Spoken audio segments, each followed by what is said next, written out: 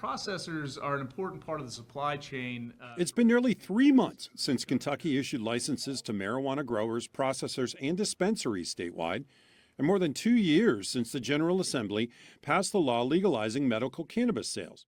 And the state is in the process of issuing final approval to those growers to begin growing marijuana plants in the coming weeks, according to Kentucky Medical Cannabis Program Executive Director Sam Flynn.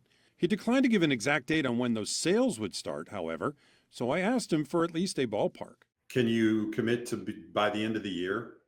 I would certainly hope that we have cannabis available, at least in some parts of the state, by the end of the year. Again, we're dealing with the same kinds of issues and concerns that other states have done before. We have the benefit of being able to see what they've done to try to address those things and educate the populace about them. And that's certainly what we try to do on a regular basis. Kentucky is one of 39 states with legalized medical cannabis, but since the drug is still banned federally, it's difficult to begin growing the product. The state got a waiver to allow seedlings to be sent there, which hasn't officially happened yet as cultivators have yet to receive final clearance to start operations, a process Flynn says could begin in the next month or two.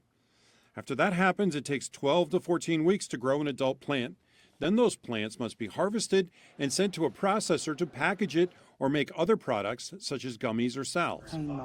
Former state lawmaker Rachel Roberts of Newport now heads the Kentucky Cannabis Industry Coalition. She says sales could start much sooner than the end of the year. I'm starting to think that might be a little later this summer.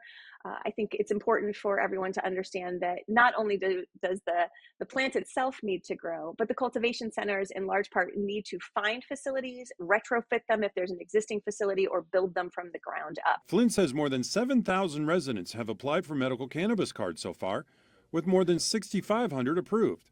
That number is expected to grow substantially once the launch date gets closer, since they only stay valid for 12 months. We're very enthusiastic about the numbers that we've seen thus far. If they continue, we're looking at about 36,000 cards by the end of the year, and probably somewhere in the realm of 40,000 certifications. James Pilcher, Local 12 News.